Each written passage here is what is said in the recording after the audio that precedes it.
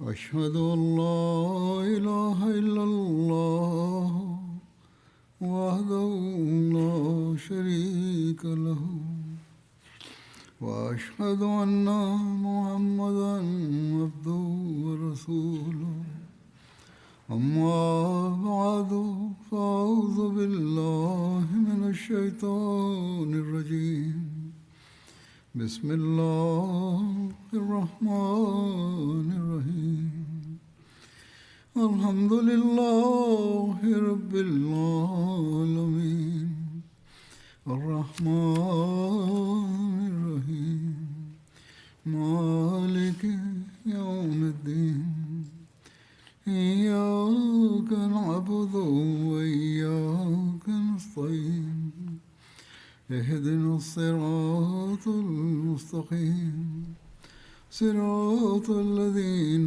أنعمت عليهم غير المغضوب عليهم ولا الضالين.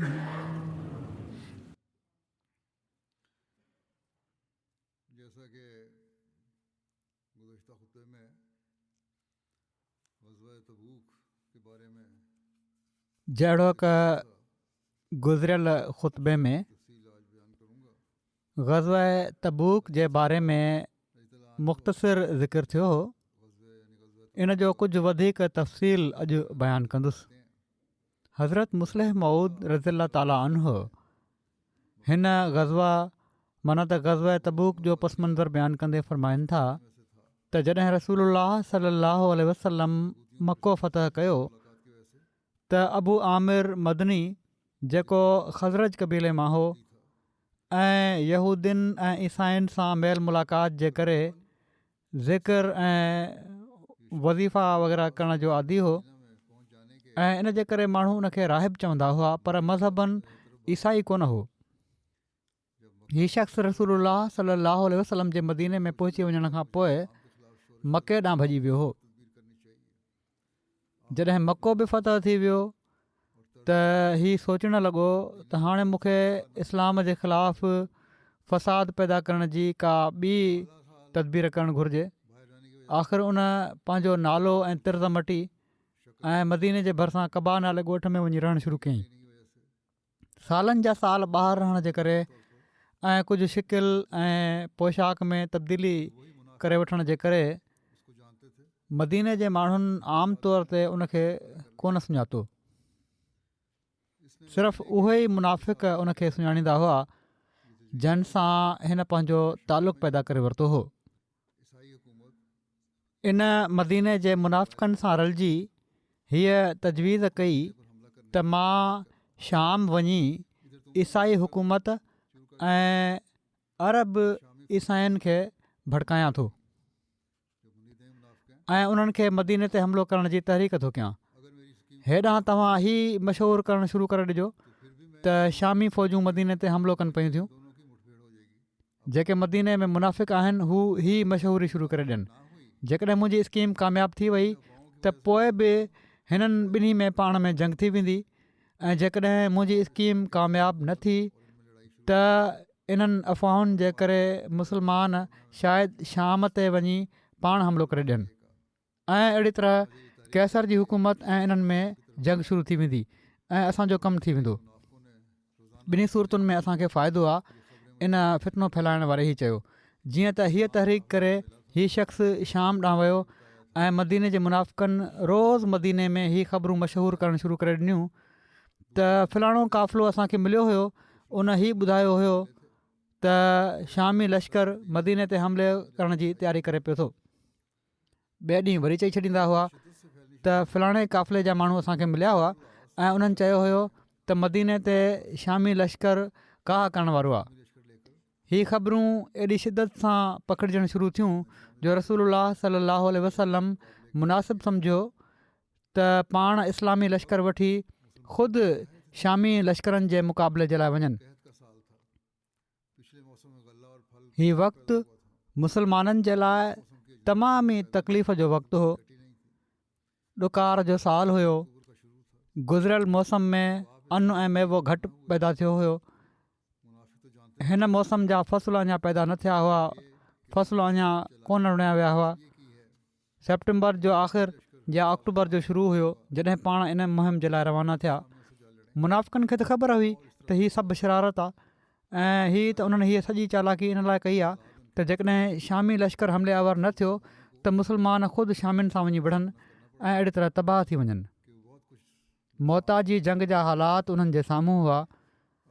उन वक़्तु मुस्लमाननि खे एॾे वॾे लश्कर खे मुंहुं ॾियणो पियो जो हू घणो कुझु नुक़सानु सही मस बचिया हुआ। हाणे हिकिड़ी ॿी मौत पंहिंजी अखियुनि सां ॾिसणु चाहिनि पिया जंहिंमें ख़ुदि रसूलुल्लाह सल्लल्लाहु अलैहि वसल्लम बि नौज़ुबिल्लाह उन्हनि जे ख़्याल में शहीद थी वेंदा। तंहिं करे हिकु पासे त मुनाफ़िक़ रोज़ ई ख़बरूं फैलाईंदा हुआ त फ़लाणे ज़रिए सां असांखे ख़बर पई आहे त दुश्मन हमिलो करण वारो आहे, फ़लाणे ज़रिए सां ख़बर पई आहे त शामी फ़ौजूं अचनि पियूं थियूं ऐं ॿिए पासे माण्हुनि खे ड्रजारे रहिया हुआ त एॾे वॾे लश्कर जो मुक़ाबिलो सवलो कोन्हे, तव्हांखे जंग ते न वञणु घुरिजे। इन्हनि कारवायुनि मां उन्हनि जो मक़सदु हीउ हुयो त शाम ते हमिलो करण जे लाइ मुस्लमान वञनि त सही, पर जेसि ताईं थी सघे घटि में घटि अंगु वञे त जीअं उन्हनि जी शिकस्त घणे खां घणेई यकीनी थी वञे। थोरा हूंदा त शिकस्त यकीनी थी वेंदी।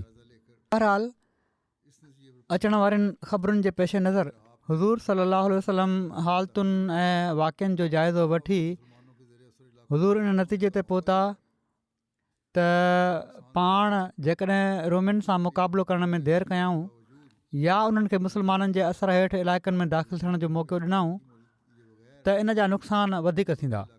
तंहिं करे पाण तंगी ऐं शिदत जे बावजूदु ई तइ कयाऊं त रोमियुनि खे पेशक़दमी जी मोहलत ॾिए बिना ख़ुदि उन्हनि जे इलाइक़े में वञी उन्हनि जे ख़िलाफ़ु हिकिड़ी फ़ैसिला कुन जंग विढ़ी वञे।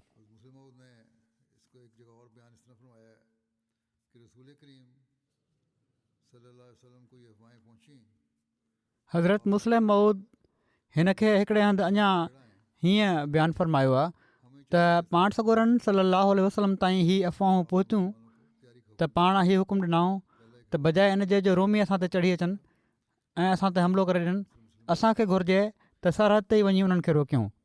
पाण मुस्लमाननि खे तयारी जो हुकुम ॾिनऊं। पहिरियों हिकिड़ो हवालो मां तारीख़ जे हिकिड़े किताब मां ॾिनो हुयो, हीउ एतिरो हिसो हज़रत मुस्लिम मौद जो आहे।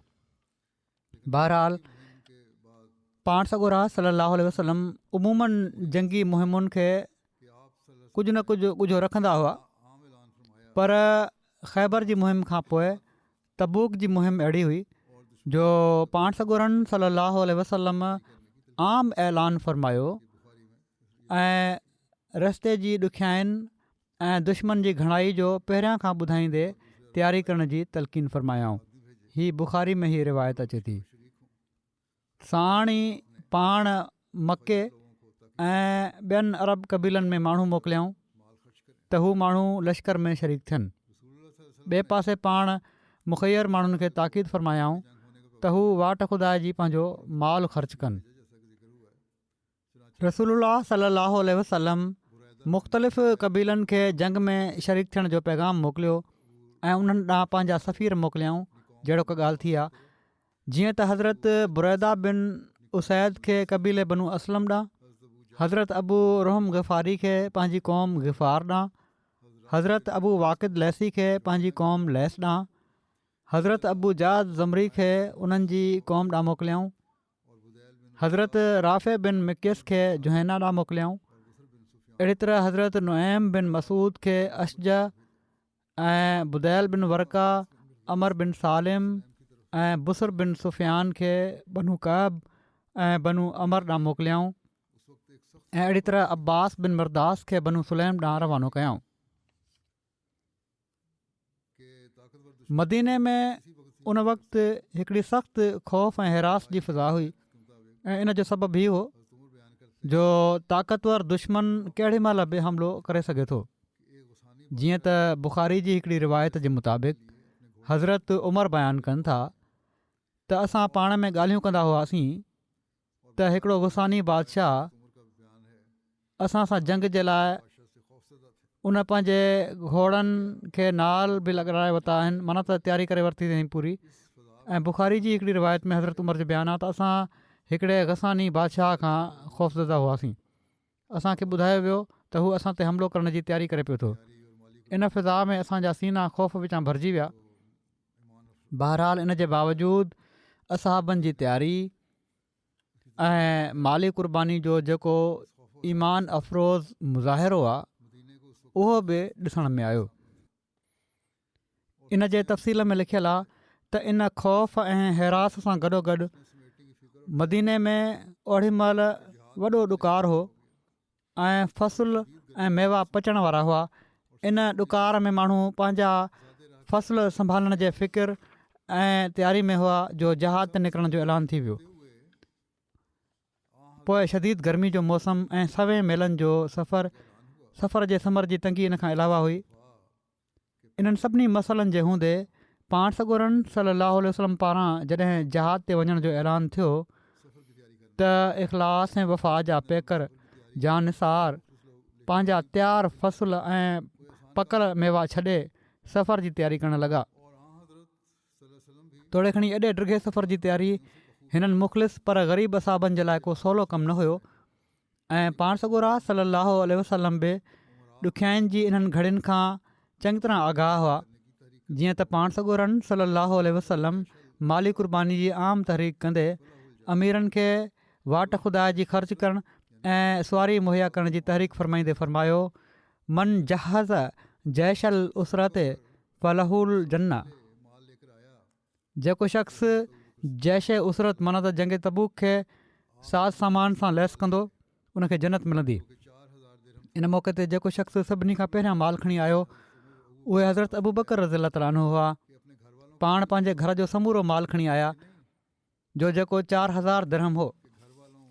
रसूलुल्लाह सल्लल्लाहु अलैहि वसल्लम हज़रत अबू बकर खां पुछा कई त पंहिंजे घर वारनि जे लाइ बि कुझु छॾियो अथई या न? त उन्हनि अर्ज़ु कयो त घर वारनि जे लाइ अलाह ऐं उनजो रसूल छॾे आयो आहियां। हिकिड़ी रिवायत में हज़रत उमर पंहिंजो वाक़ियो बयानु कनि था त रसूलुल्लाह सल्लल्लाहु अलैहि वसल्लम असांखे इरशाद फ़रमायो त असीं सदको कयूं ऐं उन वक़्तु मूं वटि माल हो। मां चयो त मां हिननि खां कॾहिं बि न आहियां खटी सघियो त अॼोके ॾींहुं मां अबू बकर खां खटी वेंदुसि। चवनि था मां पंहिंजो अधु माल आंदो त रसूलुल्लाह सल्लल्लाहु अलैहि वसल्लम फ़रमायो त तूं पंहिंजे घर वारनि जे लाइ छा छॾियो आहे? मूं अर्ज़ु कयो त एतिरो ई जेतिरो खणी आयो आहियां ओतिरो ई छॾे आयो आहियां घर वारनि जे लाइ। ऐं हज़रत अबू बकर उहो सभु खणी आया जेको उन्हनि वटि हो। त पाण सॻोरन सल्लल्लाहु अलैहि वसल्लम फ़रमायो, ऐं अबू बकर तूं घर वारनि जे लाइ छा छॾियो आहे? हज़रत उमर जे साम्हूं पुछनि था। उन्हनि अर्ज़ु कयो त मां उन्हनि जे लाइ अलाह ऐं उनजे रसूल सल्लल्लाहु अलैहि वसल्लम खे छॾियो आहे। हज़रत उमर चवनि था मूं चयो त अलाह जो कसम मां हिननि खां कंहिं शइ में बि कॾहिं बि नथो खटी सघां। इन वाक़े खे हज़रत मुस्लिम मौद बि पंहिंजे लफ़्ज़नि में बयानु फ़रमायो आहे। अहिड़ी तरह त हिकिड़े जहाज़ जे मौक़े जे बारे में हज़रत उमर बयानु फ़रमाइनि था त मूं सोचियो त हज़रत अबू बकर हमेशह मूंखां खटी वेंदा आहिनि, अॼु मां हिननि खां खटंदुसि। हीअ सोचे मां घर वियुसि ऐं पंहिंजे माल मां अधु माल कढी पाण सॻोरन सल्लल्लाहु अलैहि वसल्लम जी ख़िदमत में पेश करण जे लाइ खणी आयुसि। उहो ज़मानो इस्लाम जे लाइ तमामु मुसीबत जो दौरु हो, पर हज़रत अबू बकर रज़ियल्लाहु तआला अन्हु पंहिंजो समूरो माल खणी आया ऐं पाण सॻोरन सल्लल्लाहु अलैहि वसल्लम जी ख़िदमत में पेश करे छॾियऊं। पाण सॻोरन सल्लल्लाहु अलैहि वसल्लम पुछियो, अबू बकर घर में छा छॾे आयो आहीं? उन्हनि अर्ज़ु कयो अलाह ऐं उनजो रसूल। हज़रत उमर फ़रमाइनि था हीअ ॿुधी मां ॾाढो शर्मसार थियुसि ऐं मां सम्झुमि त अॼु मां सॼो ज़ोर लाइ हज़रत अबू बकर खां खटणु चाहियो हुयो, पर अॼु बि मूंखां अबू बकर खटी विया। हज़रत उस्मान जी माली क़ुर्बानी जे बारे में हिकिड़ी रिवायत में आहे त हज़रत अब्दुर्रहमान बिन हुबाब उनखे बयानु कयो आहे त मां पाण सॻोरन सल्लल्लाहु अलैहि वसल्लम वटि हाज़िर हुउसि ऐं पाण उसरा जे लश्कर जे बारे में तहरीक फ़रमाए रहिया हुआ त हज़रत उस्मान बिन अफ़ान उथी बीठा। अर्ज़ु कयऊं या रसूलल्लाह सल्लल्लाहु अलैहि वसल्लम मुंहिंजे ज़िमे 100 उठ उन्हनि जे पलाणनि ऐं कजान समेत अलाह जे रस्ते में आहिनि। पोइ पाण सॻोरन सल्लल्लाहु अलैहि वसल्लम लश्कर जे बारे में तहरीक फ़रमाई त हज़रत उस्मान बिन अफ़ान ॿीहर उथी बीठा अर्ज़ु कयऊं, या रसूलल्लाह सल्लल्लाहु अलैहि वसल्लम, मुंहिंजे ज़िमे 200 ऊठ उन्हनि जे पलाणनि ऐं कजान समेत अलाह जे रस्ते में आहिनि। वरी पाण सॻोरनि सल्लल्लाहु अलैहि वसल्लम लश्कर जे बारे में ॿीहर तारीख़ फरमाई। हीअ ॻाल्हि ॿुधण जे बावजूदि त हज़रत उस्मान बिन अफ़ान उथी बीठा ऐं अर्ज़ु कयऊं, या रसूलल्लाह सल्लल्लाहु अलैहि वसल्लम, मुंहिंजे ज़िमे 300 ऊठ उन्हनि जे पलाणनि ऐं कजान समेत अलाह जे रस्ते में आहिनि। मां रसूलुल्लाह सल्लल्लाहु अलैहि वसल्लम खे ॾिठो, पाण मेंबर तां लही रहिया हुआ ऐं पाण फरमाइनि था त मा अला उस्मान मा अमेल बाद हाज़े, मा अला उस्मान मा अमेल बाद हाज़े। उस्मान ते का पकड़ नाहे जेको बि इन खां पोइ कयो, उस्मान ते का पकड़ नाहे जेको बि इन खां पोइ कयो। हिकिड़ी ॿी रिवायत में आहे, हज़रत अब्दुर्रहमान बिन समूरा बयानु कयो त हज़रत उस्मान पाण सॻोरनि सल्लल्लाहु अलैहि वसल्लम जी ख़िदमत में 1000 दीनार पेश कया। जॾहिं उन्हनि जैश ए उसरा जी तयारी कराई ऐं उन्हनि खे हुज़ूर जी झोली में विझी छॾियऊं, हज़रत अब्दुर्रहमान चयो त मां पाण सॻोरनि सल्लल्लाहु अलैहि वसल्लम खे ॾिठो, पाण उन्हनि खे पंहिंजी झोली में हेठि मथे करे रहिया हुआ हिननि दीनारनि खे ऐं फरमाए रहिया हुआ, मा ज़र्रा उस्मान मा अमेल बादल योम, त उस्मान खे को नुक़सानु न पहुचंदो जेको अॼोके ॾींहं खां पोइ कयो। ॿ भेरा ई फरमायूं। हिकिड़ी रिवायत जे मुताबिक़ हज़रत उस्मान इन मौक़े ते 10,000 दीनार अता कया त पाण सॻोरनि सल्लल्लाहु अलैहि वसल्लम हज़रत उस्मान जे लाइ हीअ दुआ कई, गफ़र अल्लाहु लक या उस्मान, मा असररत व मा आलंत व मा हुआ काइनुन इला यौमिल क़ियामा, मा युबाली उस्मान मा अमेल बादहा, त ए उस्मान अल्लाह तोसां मग़फ़रत जो वर्ता फरमाए जेको तूं ॻुझे तौर ते कयो ऐं जेको तूं ऐलानिया कयो ऐं जेको क़यामत ताईं थियण वारो आहे। इन खां बाद हू जेको बि अमल करे उनखे को फ़िक्र न हुअणु घुरिजे। हिकिड़ी रिवायत जे मुताबिक़ पाण इन जंग जी तयारी जे लाइ 1000 ऊठ ऐं 70 घोड़ा पेश कयऊं। हिकिड़ी रिवायत जे मुताबिक़ पाण सॻोरनि सल्लल्लाहु अलैहि वसल्लम इन मौक़े ते हज़रत उस्मान जे हक़ में हीअ दुआ कई, अल्लाहुम मर्ज़ अन उस्मान फ़ इन्नी अनहो राज़िन, त ए अल्लाह तूं उस्मान सां राज़ी थी वञ छो त मां बि इन सां राज़ी आहियां। इब्न इसहाक़ बयानु कनि था त हज़रत उस्मान ग़ज़वा तबूक जे मौक़े ते एॾी रक़म ख़र्च कई जो को ॿियो असाबी एॾी रक़म ख़र्च न करे सघियो। हज़रत उस्मान जो हिकिड़ो तिजारती क़ाफ़िलो शाम मुल्क मां काफ़ी नफ़ो कमाए वापसि आयो त उन्हनि 1/3 फ़ौज जा समूरा ख़र्च पंहिंजे ज़िमे खयां।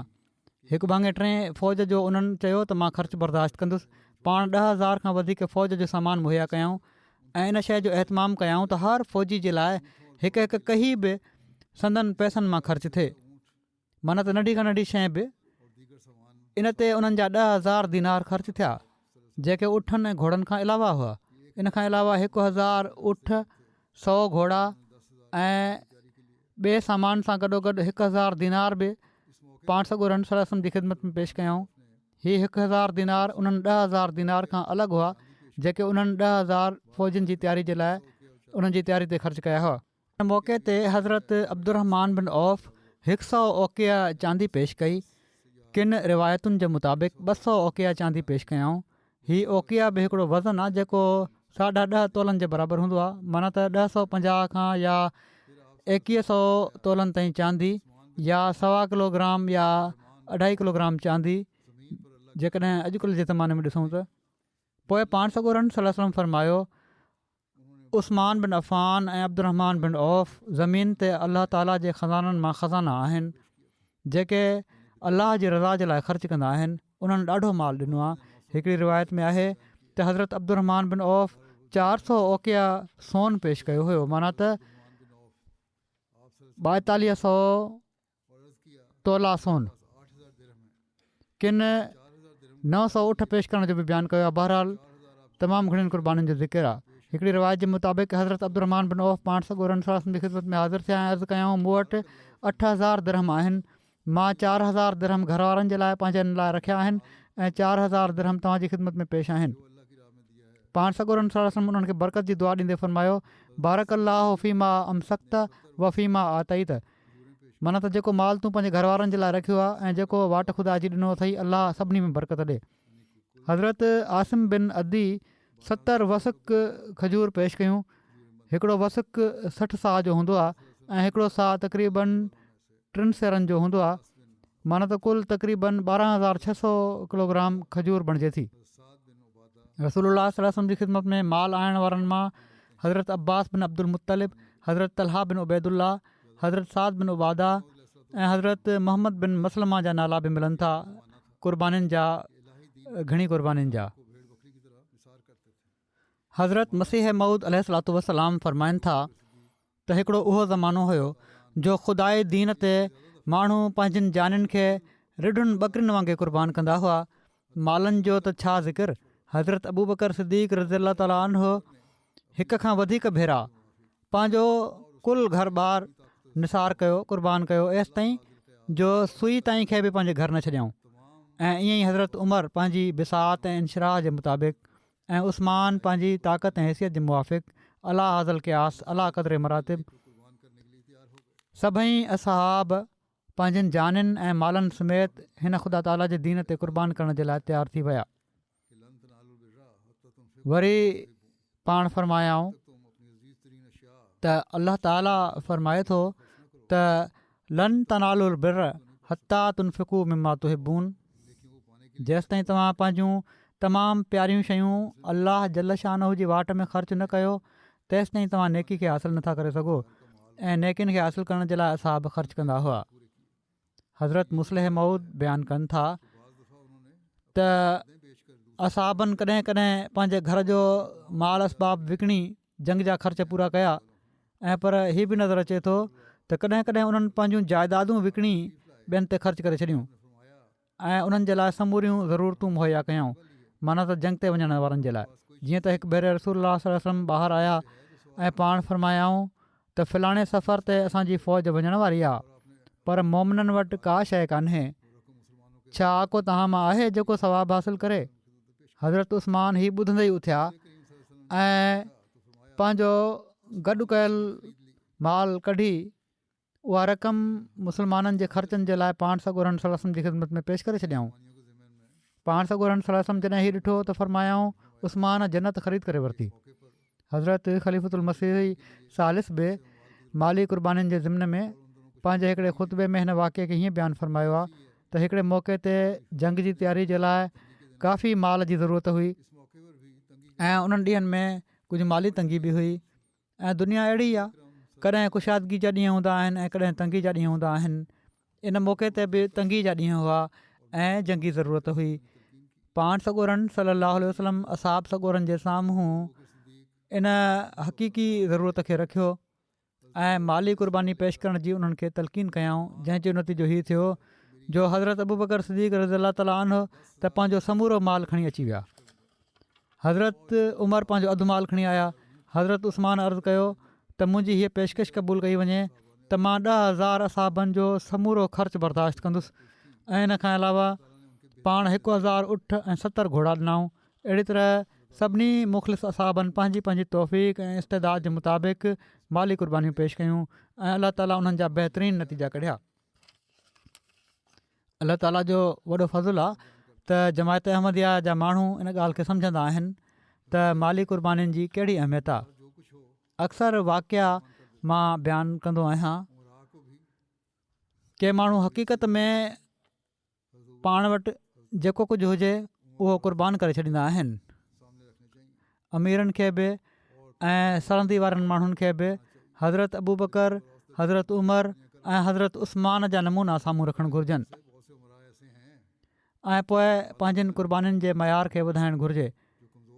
ग़रीब ऐं विचोले दर्जे जा त बाक़ी क़ुर्बानियूं करे रहिया हूंदा आहिनि।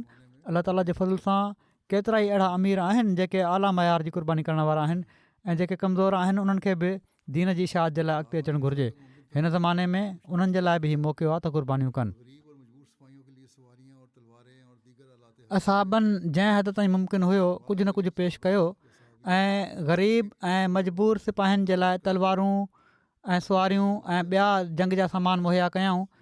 के ग़रीब असाबी या असाबियात जॾहिं हिकु हिकु ऐं ॿ मुद अन पेश कंदा हुआ त उन्हनि जूं दिलियूं भरिजी ईंदियूं हुयूं त काश उन्हनि वटि घणो हुजे हा त उनखे बि पेश करे छॾिना, पर मुनाफ़िक़ उन्हनि ते खिलंदा हुआ ऐं चवंदा हुआ त हीअ माण्हू मुठ खनि अन सां कैसर खे शिकस्त ॾेई छॾींदा। मुद नंढिड़ो ई हिकिड़ो पैमानो आहे, मुठ खनि मुठियुनि बराबरि। मुनाफ़िक़नि जे इन चिथर जे बारे में अलाह ताला फ़रमाए थो त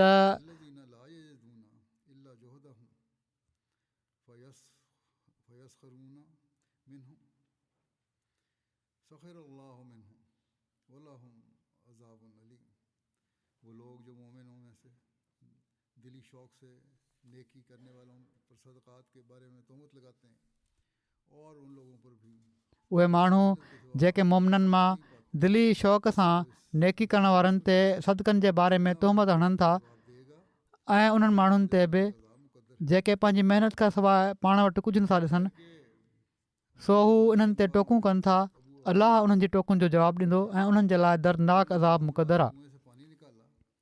महिनत करे क़ुर्बानी करण वारनि में हज़रत अबू अकील बि हुआ, जन सॼी राति खूह मां पाणी कढियो ऐं 2 साह खजूर हासिलु कयूं।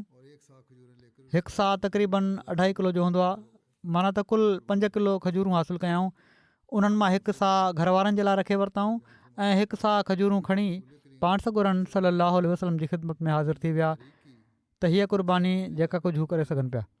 हज़रत मुस्लिम मौद हिकिड़े हंधि बयानु फ़रमायो आहे त पाण सॻुरनि सल्लल्लाहु अलैहि वसल्लम हिकु दफ़ो चंदे जी तहरीक कई त हिकिड़े असाबी वञी कुझु मज़ूरी कई, शायदि कंहिं खूह ते वञी उन मां पाणी कढियाऊं ऐं उन जे बदिले में उन्हनि खे अधु सेर या 3 पाउ अनु मिलियो, जेको उन आणे चंदे में विझी छॾियो। उन वक़्तु हज़ारे रुपयनि जी ज़रूरत हुई। मुनाफ़िक़ खिलनि पिया ऐं चवनि पिया त हीअ लड़ाई जूं तयारियूं थी रहियूं आहिनि। हीअ तबूक वारी जंग जो वाक़ियो आहे जेको रोमिन सां दरपेश हुयो, ऐं रोमन हुकूमत ओॾी महिल अहिड़ी हुई जीअं अॼुकल्ह अंग्रेज़ी हुकूमत आहे। जॾहिं हज़रत मुस्लिम मौद रज़ी अलाह ताला जो बयानु फ़रमायो, उन वक़्तु अंग्रेज़नि जी दुनिया ते हुकूमत हुई ऐं एॾी वॾी हुकूमत सां लड़ाई जे लाइ उन असाबी कुझु मुठियूं जव आणनि न। मुनाफ़िक़ उन ते खिलनि पिया, पर पाण सॻुरनि सलाहु खे जॾहिं इन जी ख़बर पई त पाण फ़रमायाऊं त इन्हनि खे कहिड़ी ख़बर आहे त ख़ुदा जी नज़र में इन्हनि जवनि जी कहिड़ी क़ीमत आहे। इहे ई जव हुआ जिन सां मुस्लमाननि खे फ़तह हासिलु थी ऐं रोमिन खे शिकस्त थी वई, ऐं न सिर्फ़ु रोमिन खे ऐं पर ईरानियुनि खे बि, जंहिंजी हुकूमत बि रोमी हुकूमत जहिड़ी हुई, मुस्लमाननि शिकस्त ॾिनी। हिकिड़े असाबी जो हिकिड़ो अजीब वाक़े जो बि ज़िक्र आहे, जहिड़ो का बयानु थियो आहे त इन जंग में तयारी जे लाइ मुख़लिस असहाब कंहिं न कंहिं रंग में सफ़र जी तयारी ऐं माली क़ुर्बानी जी इन तहरीक में शामिलु थियण जे लाइ पंहिंजनि कोशिशुनि में मसरूफ़ हुआ। अमीर असहाब पंहिंजो माल ऐं दौलत पेश करे रहिया हुआ, ग़रीब ऐं लाचार असहाब महिनत मज़ूरी करे जेका बि मामूली उजरत मिलेनि पई उहा ई पेश पिया कनि। इन्हनि हालात में हिकिड़े असहाबी हज़रत उर्वा बिन ज़ैद जो ज़िक्र मिले थो त उन्हनि अलाह ताला जी रज़ा हासिलु करण जे लाइ हिकिड़ो अहिड़ो मासूमाणो अंदाज़ अख़्तियार कयो जेको ॿियनि सभिनी माण्हुनि खां मुख़्तलिफ़ ऐं अनोखो हो। उहे बि लाचार ऐं मुख़लिस हुआ, पेश करण लाइ वटनि कुझु बि कोन हुयो ऐं न ई एतिरी ताक़त हुअनि त हू जहाज़ में शरीक थी सघनि। जीअं त हू हिकिड़ी राति निमाज़ जे लाइ उथी बीठा ऐं अलाह ताला खे ॿाॾाईंदे अर्ज़ु कयऊं त ए अलाह, तूं जहाज़ करण जो हुकुम ॾिनो आहे ऐं इन जी तरक़ीब ॾिनी आहे, पर मूं वटि कुझु बि कोन्हे ऐं तुंहिंजे रसूल सल्लल्लाहु अलैहि वसल्लम वटि बि एतिरो सामान सड़ो कोन्हे जो हू मूंखे अता करे सघनि ऐं मां वञी विढ़ां, ऐं तुंहिंजे नबी माली क़ुर्बानी जी तहरीक फ़रमाई आहे, मां इन में शामिलु नथो थी सघां। अलबत् मां पंहिंजी जान ऐं इज़त ते थियण वारे हर ज़ुल्म ऐं ज़्यादती खे माफ़ु करे उहो ई मुस्लमाननि ते सदिको थो कयां। जॾहिं सुबुह थियो त ॿियनि असाबनि सां गॾु ही पाण सॻुरनि सलाहु जी ख़िदमत में हाज़िर थिया। पाण सॻुरनि सलाहु पुछा कई त अॼु राति पंहिंजी इज़त जो सदिको करण वारो किथे आहे? को न उथी बीठो। पाण वरी फ़रमायूं, पर को बि न उथी बीठो। बिलाख़िर हज़रत उर्वा उथी बीठा ऐं हज़ूर खे सॼी ॻाल्हि ॿुधायऊं। पाण सॻुरनि सल्लल्लाहु अलैहि वसल्लम फ़रमायो, अबशिर हुवल्लज़ी नफ़्सी बियदिही लक़द कुतिबत फ़ि ज़कवातिल मुतक़ब्बला। ख़ुशि थी वञ, मूंखे उन ज़ात जो कसम आहे जंहिंजे हथ में मुंहिंजो साह आहे, तोखे उन्हनि माण्हुनि में लिखियो वियो आहे जंहिंजो सदिको क़बूलु कयो वियो आहे। केॾो न ख़ूबसूरत ऐं अनोखो इख़लास ऐं क़ुर्बानी जो जज़्बो आहे ऐं अलाह ताला जेको दिलनि जो हाल ॼाणे थो ऐं उनखे सभु हालात जो इल्मु आहे उन बि उन्हनि जो ई जज़्बो क़बूलु कयो ऐं इन जो इतलाउ बि पाण सॻोरनि सलल्लल्लाहु अलैहि वसल्लम खे ॾिनई। औरतूं बि इन मौक़े ते पोइ न रहियूं। उन्हनि इन जंग जी तयारी जे लाइ पंहिंजा ज़ेवर पेश कया। जीअं त हज़रत उम्मे सनान असलमिया बयानु कनि थियूं त मां हज़रत आयशा जे घर में रसूलुल्लाह सल्लल्लाहु अलैहि वसल्लम जे साम्हूं हिकिड़ो कपिड़ो विछियलु ॾिठो जंहिंमें ख़ुशबू, ॿाहुनि जा ज़ेवर, कंगण, वालियूं, मुंडियूं ऐं पाज़ेब बि हुआ जेके सभिनी औरतुनि मुस्लमाननि जे जहाद जी तयारी जे लाइ ॾिना हुआ। बहरहाल हिकु पासे त मुख़लिसीन ऐं मोमिनीन जो ई हाल हुयो ऐं ॿिए पासे इन मौक़े ते मुनाफ़िक़नि बि पंहिंजो पूरो ज़ोर लॻायो ऐं हिकिड़े पहलू खां मुनाफ़िक़नि तरफ़ां ई आख़िरी चाल ऐं साज़िश हुई ऐं मुनाफ़िक़नि खे पंहिंजी कामयाबी ते पूरो यकीन हो। हू इन यकीन ते क़ाइमु हुआ त मुस्लमान शाम ॾांहुं इन डिघे सफ़र ते रवानो थींदा ई थींदा ऐं हू इन यकीन ते शैतानी ते क़ाइमु हुआ त नौज़ बिल्ला पाण सॻोरा सल्लल्लाहु अलैहि वसल्लम मदीने न अची सघनि। इन जे लाइ हाणे उन्हनि जी पूरी कोशिशि हुई त मुस्लमान घटि खां घटि हुज़ूर सल्लल्लाहु अलैहि वसल्लम सां गॾु निकिरनि ऐं उन्हनि जी सोच जे मुताबिक़ मुस्लमाननि जो जेतिरो घटि अंगु वेंदो लश्कर में ओतिरो ई नंढो लश्कर थींदो ऐं इन लश्कर जी शिकस्त ऐं मौत यकीनी हूंदो। तंहिं करे उन्हनि मौजूदा हालात जी तंगी ऐं सफ़र जी तकलीफ़ुनि ऐं ॾुखियाईनि खे वधाए सधाए पेश करणु शुरू करे ॾिनो। हू मुस्लमाननि खे ड्रिॼारणु लॻा, मुख़्तलिफ़ बहाननि सां उन्हनि खे बरगलाईंदा रहिया त हू शामिलु न थियनि। जीअं ई त एॾी शदीद गर्मी आहे, सफ़र तमामु ॾिघो आहे, ज़रिया सफ़र जा तमामु महदूद आहिनि। मदीने जी आबादी जो अक्सरियती हिसो छो त ज़राअत उन्हनि जो पेशो हुयो, उन्हनि जा फ़सुल तयारु हुआ ऐं हीअ फ़सुल कहत जे ज़माने में तयारु थी रहिया हुआ। पोइ उहे मदीने में हंधे हंधे मुस्लमाननि सां हीअ ॻाल्हियूं पिया कनि त तव्हां माण्हुनि खे ख़बर न आहे त हाणे जंहिं फ़ौज जे अॻियां ईंदव उहा केॾी सख़्तु ऐं जंगजू आहे, उन्हनि सां जंग करणु को सवलो कमु कोन्हे। असां त तव्हां सभिनी खे ॾिसूं पिया था त या मारिजी वेंदव तव्हां सभई माण्हू या सभई उन्हनि जा क़ैदी बणिजी वेंदव। हीअ मुनाफ़िक़ चवंदा हुआ। तोड़े खणी मुनाफ़िक़नि जे इन प्रोपेगेंडा जो आला दर्जे जे ऐं मुख़लिस मोमिननि ते को असरु न थियो, पर के कमज़ोर ईमान वारनि जूं दिलियूं एॾियूं ड्रिनियूं जो हू जंग ते न वञण जे लाइ मुख़्तलिफ़ बहाना ऐं उज़र पेश करणु लॻा। तोड़े खणी अहिड़नि उज़ुर करण वारनि मां अक्सरियत मुनाफ़िक़नि जी हुई।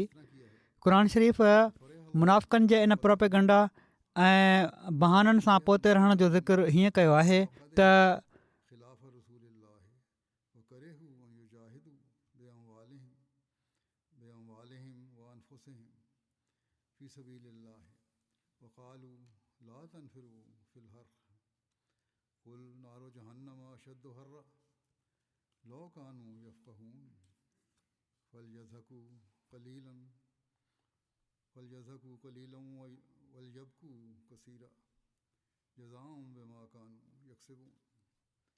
जहाज से पीछे छोड़े हुए मुनाफिक अल्लाह के रसूल के हुक्म के खिलाफ चलकर अपनी जगह बैठ रहने पर बहुत खुश हैं और उन्होंने जहाद खां पोइ छॾियल मुनाफ़िक़ अल्लाह जे ऐं रसूल जे हुकुम जे ख़िलाफ़ु हली पंहिंजी जॻह ते वेही रहण ते ॾाढा ख़ुशि आहिनि ऐं उन्हनि पंहिंजनि जाननि ऐं मालनि सां जहाद करण खे ख़राबु सम्झो हुयो ऐं हिक ॿिए खे चयो हुआऊं त अहिड़ी शदीद गर्मी में जंग जे लाइ गॾु थी न निकिरो। तूं इन्हनि खे चई छॾ त जहन्नुम जी बाहि इन गर्मी खां वधीक सख़्तु आहे, काश जो हू सम्झनि हा। सो घुरिजे त हू पंहिंजी इन धोखो ॾियण ते थोरो खिलनि ऐं पंहिंजे अमल जी जज़ा ते वधीक रोअनि। रिवायतुनि जे मुताबिक़ ही माण्हू पाण सॻोरनि सल्लल्लाहु अलैहि वसल्लम जी ख़िदमत में हाज़िर पिया थियनि ऐं को न को बहानो पेश पिया कनि जहाद ते न वञण जे लाइ। इन जी इजाज़त पिया घुरनि त असां जहाद ते न वञूं। पाण सॻोरा सल्लल्लाहु अलैहि वसल्लम उन्हनि खे इजाज़त ॾेई पिया छॾनि। 80 खां वधीक अहिड़ा हुआ जन मुख़्तलिफ़ हीलनि बहाननि सां जहाद ते न वञण जी इजाज़त हासिलु कई। हीअ उन्हनि मुनाफ़िक़नि खां अलावा हुआ जेके अब्दुल्ला बिन उबई वग़ैरह सां गॾु हुआ। अल्लाह ताला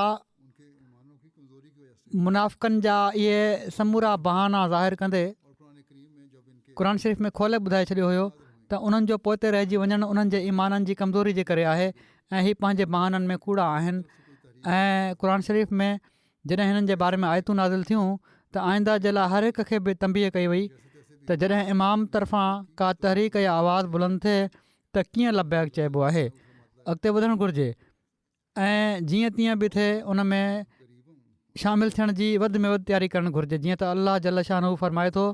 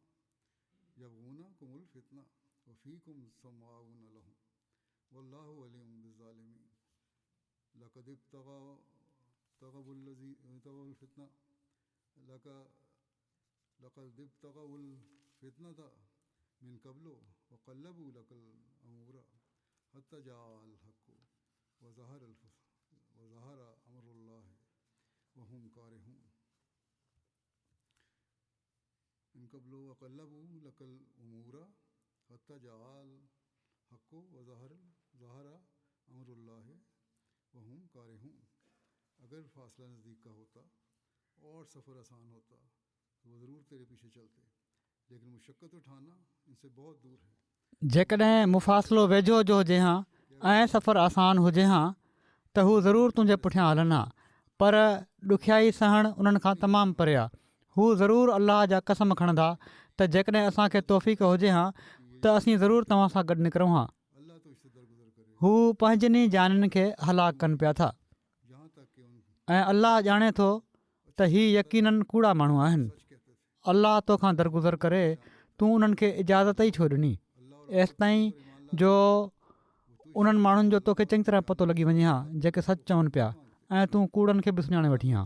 जेके माण्हू अलाह ऐं आख़िरत जे ॾींहं ते ईमान आणनि था हू तोखां पंहिंजे मालनि ऐं पंहिंजनि जाननि सां जिहाद करण खां मोकल न आहिनि घुरंदा ऐं अलाह मुतक़िन खे ख़ूब ॼाणे थो। सिर्फ़ु उहे ई माण्हू तोखां मोकल घुरनि था जेके अलाह ऐं आख़िरत जे ॾींहं ते ईमान नथा रखनि ऐं उन्हनि जूं दिलियूं शक में मुब्तला आहिनि ऐं हू पंहिंजे शक में मुतरद पिया आहिनि। ऐं जेकॾहिं उन्हनि जो जहाद ते निकिरण जो इरादो हुजे हा त हू ज़रूरु इन जी तयारी बि कनि हा, पर अलाह पसंदि ई न कयो त हू इन आला मक़सद जे लाइ उथी खड़ा थियनि ऐं उन्हनि खे उते ई पियो रहणु ॾिनो ऐं उन्हनि खे चयो वियो वेठा रहो वेही रहण वारनि सां गॾु। जेकॾहिं हू तव्हां में शामिलु थी जहाद ते निकिरनि हा त बदनज़मी खां सवाइ तव्हांखे कंहिं शइ में न वधाइनि हा ऐं तव्हांजे विच में तेज़ सुवारियूं डोड़ाइनि हा तव्हांजे लाइ फितनो चाहींदे, जॾहिं त तव्हांजे विच में उन्हनि जूं ॻाल्हियूं गौर सां ॿुधण वारा बि आहिनि ऐं अलाह ज़ालिमनि खे ख़ूब ॼाणे थो। यकीननि पहिरियां बि हू फितनो चाहींदा हुआ ऐं उन्हनि तुंहिंजे साम्हूं मामला टोड़े मरोड़े पेश कया एसि ताईं जो हक़ अची वियो ऐं अलाह जो फ़ैसिलो ज़ाहिर थी वियो जॾहिं त हू उनखे सख़्तु नापसंदि करे रहिया हुआ। सो मुनाफ़िक़नि जो हाल अलाह ताला इन में खोले बयानु करे छॾियो आहे ऐं पाण सॻोरनि सल्लल्लाहु अलैहि वसल्लम खे फरमाए थो त तूं हिननि जे कूड़े बहाने खे मञी वरितो, जेकॾहिं न मञी हा ऐं इजाज़त न ॾी हा त इन्हनि जी मुनाफ़क़त जा पिता सभिनी जे साम्हूं पधरा थी वञनि हा। जंग ते त उन्हनि पोइ बि न वञिणो हुयो, पर बहरहाल अलाह ताला फरमाए थो उन्हनि जो न वञण ई बहितरु आहे, छो त जेकॾहिं कंहिं सबबु हलिया बि वञनि हा त जंग जे दौरान अहिड़ियूं हरकतूं कनि हा जंहिं सां मुस्लमाननि खे नुक़सानु पहुचणो हो। बहरहाल हिननि मुनाफ़िक़नि जी ख़्वाहिश जे मुताबिक़ त नतीजा ज़ाहिर कोन थिया। इन जो बाक़ी तफ़सील बि इनशा आईंदा बयानु कंदुसि। गुज़िरियल ख़ुतबे में मां ॻाल्हि कई हुई त रबुआ में मस्जिद ते हमिलो थियो आहे। ज़ख़्मी जेके अहमदी आहिनि ख़ुदाम उन्हनि जे लाइ दुआ बि कयो। अलाह ताला सभिनी खे सिहत कामिला अता फ़रमाए। अलाह ताला उन्हनि खे हर पेचीदगी खां बि बचाए। बाद में बि कॾहिं कॾहिं असर ज़ाहिर थींदा आहिनि, जेके अहिड़े क़िस्म जा हादसा थींदा आहिनि उन्हनि जा। हिन वक़्तु 3 ख़ुदाम जेके आहिनि उहे वधीक ज़ख़्मी आहिनि ऐं इन जे करे इस्पताल में अञा दाख़िल आहिनि, ऐं बाक़ी जेके 5 हुआ उन्हनि खे इलाज करे घर मोकिलियो वियो आहे। पर बहरहाल अञा बि उन्हनि जो इलाज बि ज़ख़्म जेके आहिनि उन्हनि खे हील थींदे टाइम लॻंदो। अलाह ताला हिननि सभिनी खे शिफ़ाए कामिला अता फ़रमाए ऐं आईंदा हर शर खां, हर नुक़सान खां, हर हंधि जमायत जे माण्हुनि खे बचाए।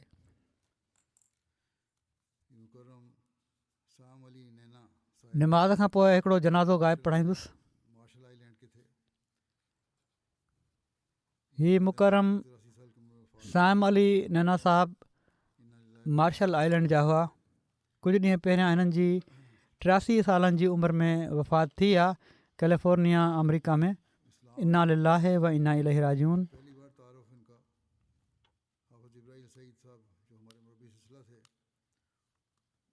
इस्लाम सां पहिरियों भेरो तारुफ़ हिननि जो हाफ़िज़ जिब्राइल सईद साहिबु जेके असांजा मुरबी सिलसिला हुआ उन्हनि जी तबलीग जे नतीजे में थियो 1980 जी ॾहाई में।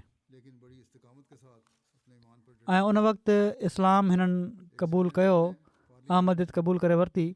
वॾी मुखालफ़त थी, पर वॾी इस्तक़ामत सां पंहिंजे ईमान ते ॼमी बीठा रहिया।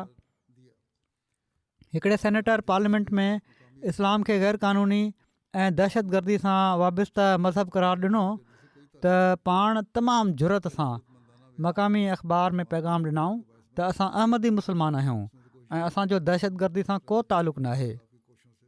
संदन ही जुरत वारो बयानु जमायत जे लाइ तक़वियत जो सबबु बणियो। उन त कोशिशि कई हुई त कानून खे पास कराए, पर बहरहाल संदन कोशिशुनि सां ही न थी सघियो। पाण मक़ामी मुआशिरे में बाअसर शख़्सियत तौरु ॼाता वेंदा हुआ। फलाउद्दीन शम्स साहिबु नायब अमीर अमरीका चवनि था त मूंखे 5 सालनि ताईं मार्शल आइलैंड में कमु करण जी तौफ़ीक़ मिली। उते वेंदो हुउसि छो त अमरीका जे हवाले हुयो ही ॿेट। साम साहिबु हाफ़िज़ जिब्रील साहिब जे ज़रिए अहमदी थिया हुआ। शुरू में 4-5 घर अहमदी हुआ ऐं जमायत तमामु नंढड़ी हुई, रजिस्टर्ड बि न हुई। पर बहरहाल वॾी महिनत सां हाफ़िज़ साहिब जी ऐं हिननि जी कोशिशि सां जमायत उते रजिस्टर थी वई। हाफ़िज़ साहिबु वापसि अची विया त काफ़ी वक़्तु उते को बि मुरबी कोन हो ऐं इन ते ई पाण ई साम साहिबु पंहिंजी वफ़ात ताईं उन्हनि पंहिंजी जमायत खे संभालियो ऐं हीअ तबलीग बि कंदा रहिया ऐं जमायत जो नालो कॾहिं बि झको थियणु न ॾिनऊं। वॾी गर्मजोशी सां जमायती ताउन कंदा हुआ। जॾहिं बि हितां वफ़द वेंदो हुयो मर्कज़ मां उन्हनि जी मदद कंदा हुआ ऐं हमेशह अॻिते वधी उन्हनि कमु कयो ऐं अहिड़ो कमु कयऊं जंहिंजो नतीजो निकितो।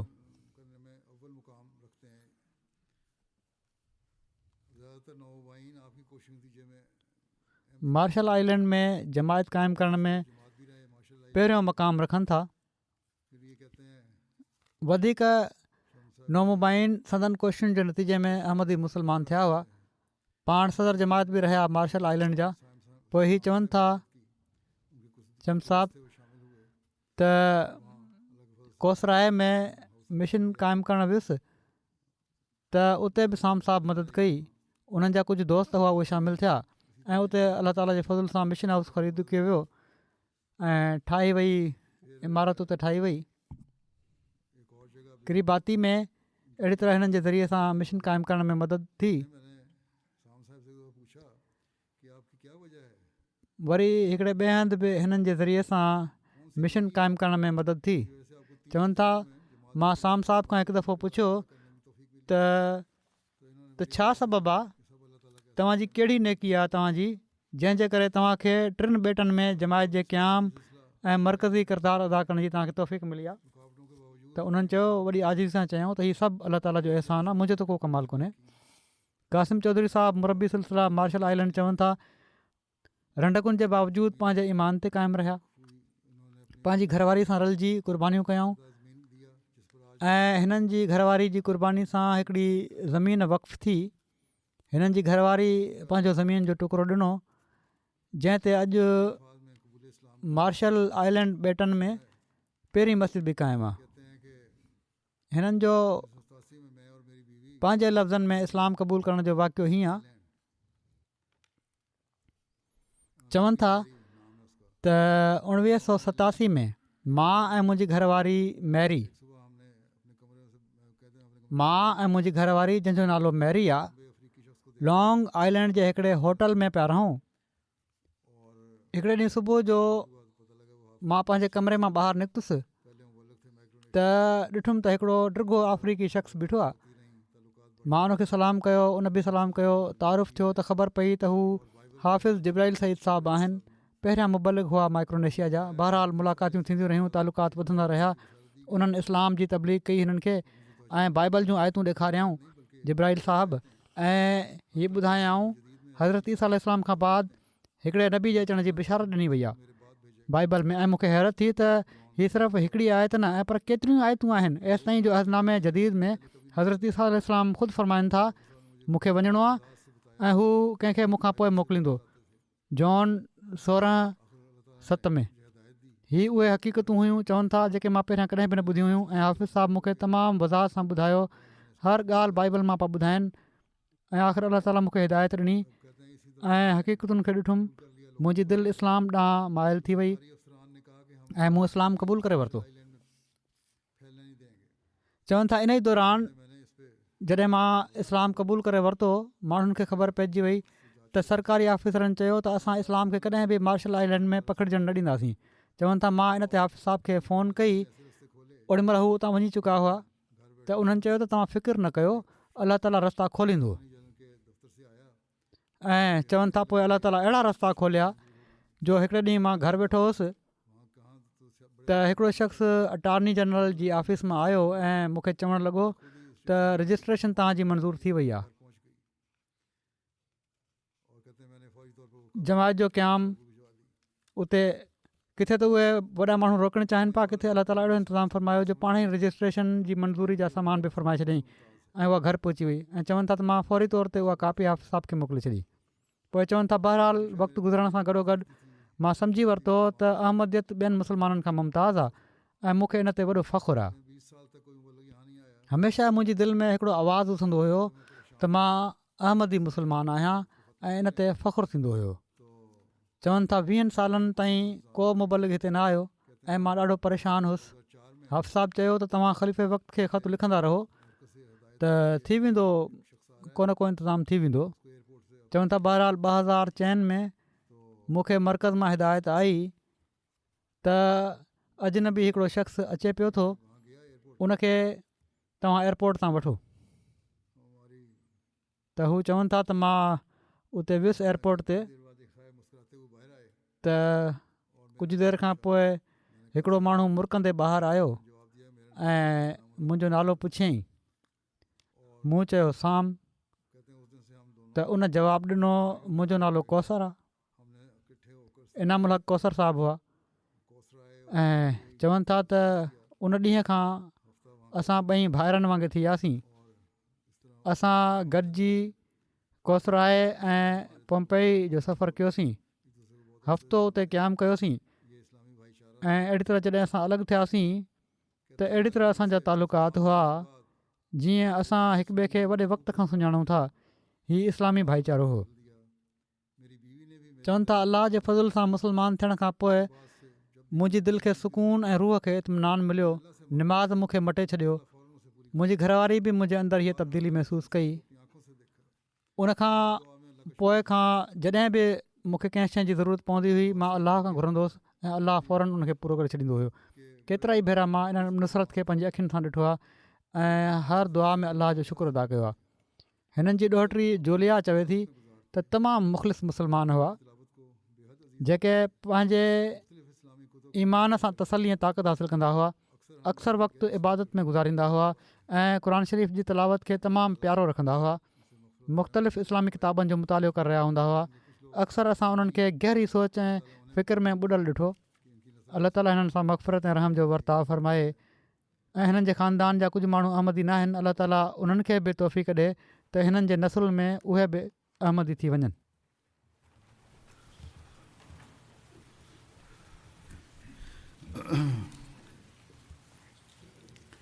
अल्हम्दुलिल्लाह नहमदुहु व नस्तईनुहु व नस्तग़फिरुहु व नुमिनु बिही व नतवक्कलु अलैहि व नऊज़ु बिल्लाहि मिन शुरूरि अनफुसिना व मिन सय्यिआति अअमालिना मन यहदिहिल्लाहु फला मुदिल्ल लहु ومن يضلل فلا هادي له ونشهد أن لا إله إلا الله ونشهد أن محمدا عبده ورسوله عباد الله رحمكم الله إن الله يأمر بالعدل والإحسان وإيتاء ذي القربى وينهى عن الفحشاء والمنكر والبغي يعظكم لعلكم تذكرون اذكروا الله يذكركم وادعوه يستجب لكم ولذكر الله أكبر.